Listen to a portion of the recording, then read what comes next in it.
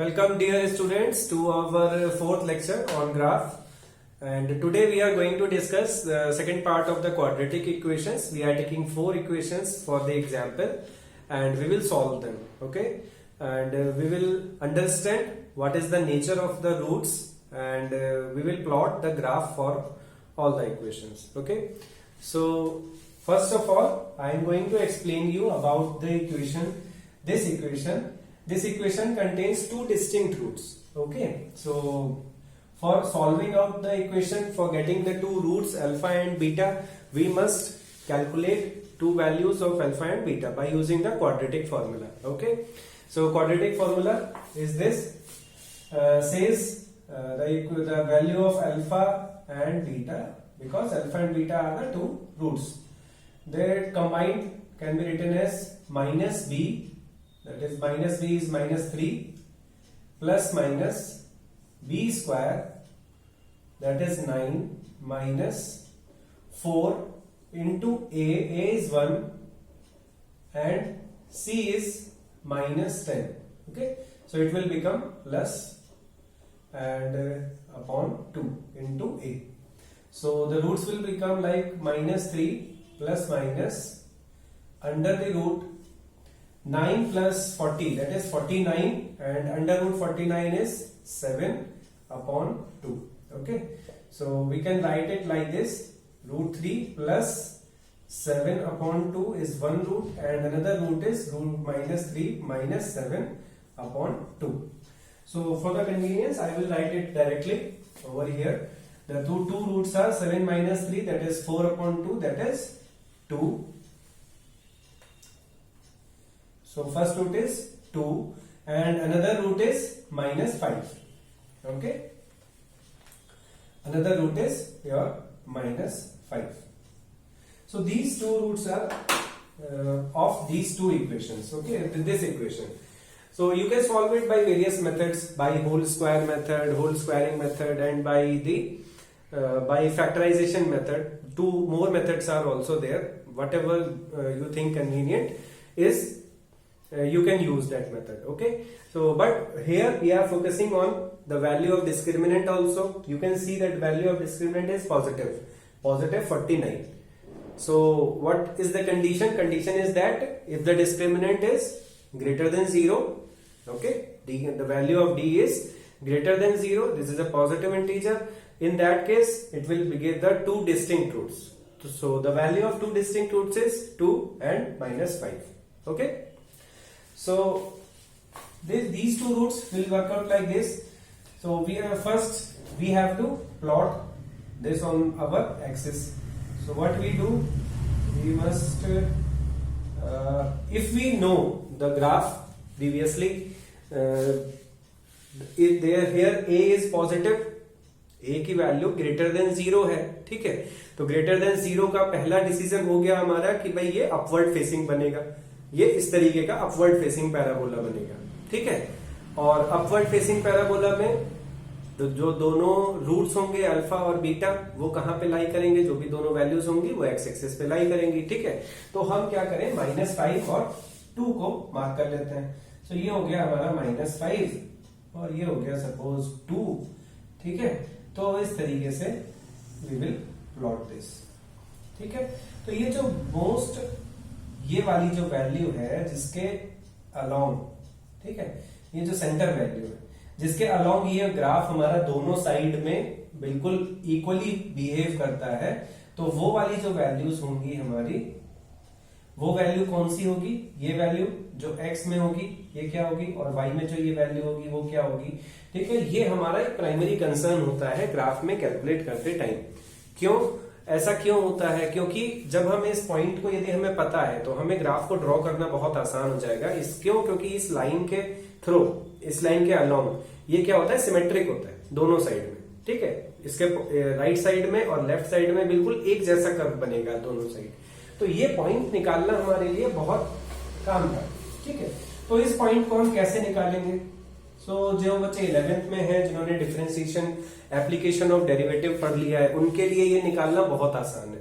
तो क्या करेंगे भाई, सिंपल सी बात है कि इस कर्व का जो स्लोप है वो पैरेलल टू एक्स एक्सिस किस पॉइंट पे हो रहा है, that is the minimum value of this function. Okay, यही तो पढ़ा है ना एप्लीकेशन ऑफ डेरिवेटिव में। आपने नहीं पढ़ा है तो आप सीरीज लेक्चर्स फॉलो करते रहना। एप्लीकेशन ऑफ डेरिवेटिव जब हम पढ़ेंगे तो ये बहुत डीप में एक्सप्लेन वहां पे हम करेंगे। तो यदि हम इसको एक बार डिफरेंशिएट करते हैं इक्वेशन को, तो ये आ जाएगी 2x प्लस 3। 2x प्लस 3 को हमने जब इसे इक्वल टू 0 पुट करेंगे तो एक बार डिफरेंशिएट कर दें y डैश की वैल्यू, यदि मैं इसको y ले लेता हूं, सो y डैश की वैल्यू आ जाएगी 2x plus 3 and if we will equate it to the 0, इफ y डैश इक्वल टू 0 तो कौन सा पॉइंट मिलेगा हमको, y डैश इक्वल टू 0, तो ये कौन सा पॉइंट है, tangent parallel to X axis. ठीक है, ये वाला पॉइंट हमें मिल गया है इससे, where the tangent is parallel to X axis. तो ये इसकी वैल्यू कितनी आ जाएगी, x is equal to -3/2। Okay, so x equal to -3/2 कौन सी वैल्यू है, ये वाली। तो -3/2 पे ये मिनिमम वैल्यू अटेन करेगा। ठीक है, और वो मिनिमम वैल्यू कितनी होगी, तो उसको हम क्या बोलेंगे, x इक्वल टू -3/2 हम यहाँ पे पुट कर देते हैं, तो जो भी वैल्यू आएगी y की, that will be the minimum value. So अब यहाँ पे यदि पुट करेंगे तो ये आ जाएगा 9/4। 9/4 मैं जल्दी से इसको कैलकुलेट कर लेता हूं, -9/2 -10। ओके, सो ये हो गया हमारा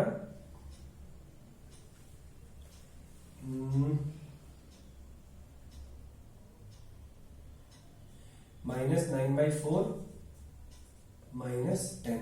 ओके, सो 40 -10 49/4। ठीक है, तो -49/4 ऐसे कुछ वैल्यू आएगी y की, तो y की वैल्यू आ रही है -49/4। तो यहाँ पे जो y है ये वैल्यू कितनी दे रहा होगा, -49/4 इज अबाउट 12 पॉइंट समथिंग, तो 12.25। ओके, 12.25 वैल्यू y में ले रहा होगा। तो ये इसकी मिनिमम वैल्यू हो गई। अब अलोंग दिस लाइन ये क्या होगा, ये सिमेट्रिक होगा दोनों साइड में। ठीक है, तो अब यही एनालिसिस के लिए सारे पॉइंट्स हैं इस ग्राफ के जो हमें कैलकुलेट करने होते हैं। ठीक है, अब आपको कोई इक्वेशन ऐसे इस तरीके से दिया हुआ है कि x की वो वाली वैल्यूज लेनी है जहां पे y की वैल्यू पॉजिटिव है। ठीक है, तो y की वैल्यू पॉजिटिव कहां पर है, जब आप बोलोगे -5 से छोटी वैल्यू x की और 2 से बड़ी वैल्यू x की। ठीक है, तो इसके लिए y की वैल्यू पॉजिटिव है। यदि -5 और 2 के बीच की वैल्यू है, ठीक है, तो -5 और 2 के बीच की वैल्यू जो होगी वो y की वैल्यू नेगेटिव होगी, है ना। तो यही सब कंडीशंस आपको क्वेश्चंस में यूज करनी होंगी। ठीक, तो ऐसे ग्राफ ये प्लॉट हो गया डिस्टिंक्ट वैल्यूज के लिए। अब हम आते हैं सेकंड इक्वेशन पर कि ये इक्वेशन किस तरीके की है। पहले हम इसकी x की वैल्यू निकालते हैं, सबसे पहला काम यही है, अल्फा और बीटा की वैल्यू निकालने की कोशिश करते हैं। क्वाड्रेटिक फॉर्मूला लगा दें, अगेन यहाँ पे -3 plus minus b² 9 minus 4ac that is 40, okay, upon 2। तो यहां पे आप देख रहे हो ये कितना आ गया, -31 equal to -3 plus minus under root -31 upon 2। So ये हो गया इनवैलिड। तो अल्फा और बीटा को हम क्या बोलेंगे, नो रियल रूट्स। ठीक है, नो रियल रूट्स। अब यदि इसको हम प्लॉट करने लगेंगे तो प्लॉट तो कर सकते हैं भाई, प्लॉट करने में कोई दिक्कत नहीं है, बट वी नो कि ये कैसा होगा भाई। एक चीज हमें फिर से वही प्लॉटिंग करते टाइम क्या याद करना है कि a की वैल्यू क्या है, a ग्रेटर देन 0 है या फिर लेस देन 0 है। ठीक है, तो यहां पे हम देख रहे हैं a की वैल्यू पॉजिटिव है, a इज ग्रेटर देन 0, तो ये अपवर्ड फेसिंग पैराबोला बनेगा। ठीक, मिनिमम वैल्यू क्या होगी, मिनिमम वैल्यू कहां पे आती है, वो सेम रहेगा, -b/a पे आएगी। ठीक है, सो x की वैल्यू -b/a कितनी होगी, -b/2a। ठीक है, तो -b/2a, तो -3/2 पर -3/2 पे जो लाइन है उसी लाइन पे ये हमारी मिनिमम वैल्यू ले रहा होगा, x इक्वल टू -3/2 ये वैल्यू हो गई। ठीक है, कितनी होगी, अब हम ये वैल्यू यहां पे रख लेते हैं। ठीक, तो ये आ जाएगा हमारा 9/4 -9/2 that will become -9/4 plus 10. Okay, so 31 by 31 upon 4. Okay, 31 upon 4 will become like 7.75. तो ये 7.75 पर ये वैल्यू मिनिमम वैल्यू ले लेगा. ठीक है, y की वैल्यू कितनी होगी 7.75. ये y की वैल्यू हो गई, ये x की वैल्यू हो गई. ठीक है, तो ये इसकी मिनिमम वैल्यू हो गई. अब हम ग्राफ को इससे अलोंग ऐसे बना देंगे. ये हमारा इसका ग्राफ बन गया. ओके, सो ये हमारा इसका ग्राफ बन गया. डन. ये मिनिमम वैल्यू कितनी होगी 7.75. ये कितना हो गया -3/2 x की वैल्यू है. ठीक है, अब हम इसके आगे की कैलकुलेशन करते हैं और उन कैलकुलेशंस को भी देखते हैं. सो ओके डियर स्टूडेंट्स, ये बात समझ में आ गई आपको सारी. इसके बाद हम थर्ड इक्वेशन पे आते हैं. तो थर्ड इक्वेशन को सॉल्व करें तो यहाँ पे हमें क्या दिख रहा है 4x + 4 x² + 4x + 4. तो इसको सॉल्व करने के लिए अगेन वही काम, हम क्वाड्रेटिक फॉर्मूला लगाते हैं यहाँ पे. अब आप एफिशिएंट भी हो गए क्वाड्रेटिक फॉर्मूला लगाने में. तो -b ± b² - 4ac upon 2a. ठीक है, तो यहां आप देख रहे हो डिस्क्रिमिनेंट की वैल्यू क्या होगी 16 - 16 is 0. तो यहाँ पे 0 हो गई. ये क्या दे रहा है, इट मींस ये रूट्स कैसे होंगे, इक्वल रूट्स होंगे. ठीक है, तो इक्वल रूट्स का मतलब क्या हो गया, ये खाली बचा -4/2 दैट इज -2. ठीक है, तो alpha is equal to beta is equal to -2. ठीक, तो ये इक्वेशन को अब प्लॉट करना है हमको. तो हम कैसे करेंगे कि भाई -2 पे ये हमें क्या मिल रहा है, इससे मिनिमम कोई वैल्यू तो जानी ही नहीं है. एक तो ये बात हो गई. ठीक है, बाकी हम देख भी लेते हैं जो हमारा अगेन वही फॉर्मूला था क्या -b/2a. So x equal to -b/2a upon 2 -2 पे. ठीक है, तो वही सेम वैल्यू आ रही है. तो -2 पे ये क्या कर रहा होगा, -2 पे हमें मिनिमम वैल्यू दे रहा होगा. एज यूजुअल हमने पहले भी ग्राफ जब बनाया था तो इसी तरीके से बनाया था. ठीक है, ये इसकी सेंटर लाइन हो गई. इसके अलावा दोनों तरफ इक्वल फेज में ये ग्राफ चल रहा होगा. ठीक है, तो ये ग्राफ बनाना सबसे आसान है. नेगेटिव में कोई वैल्यू इसमें आएगी नहीं और 2 पे 0 होगा, अदरवाइज सारे में y की वैल्यू पॉजिटिव होगी. ठीक है, और वैसे भी आप इसको देखो तो ये x + 2 का होल स्क्वायर लिखा हुआ है. ठीक है, x + 2 का होल स्क्वायर आपको यहां से दिख ही रहा है. And finally we come to our fourth equation, that is equation where a is less than 1. a क्या दिया हुआ है <1. तो यहां पे कैसे बनेगा, ये डाउनवर्ड्स बनेगा. ठीक है, डाउनवर्ड पैराबोला बनेगा. और इसका यदि हम इक्वेशन निकालें, अल्फा और बीटा की वैल्यू निकालते हैं. Alpha beta is equal to -3 -b ± b² - 4ac upon 2a. ठीक है, तो ये क्या हो गया 3 + 7 अपॉन -2 और कॉमा 3 +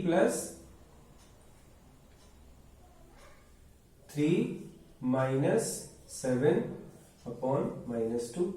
ठीक है, तो ये दो वैल्यूज आ गई. तो 3 + 7 is 10 upon 2 is 5 -5 and again this will become as -4 upon -2 is our 2.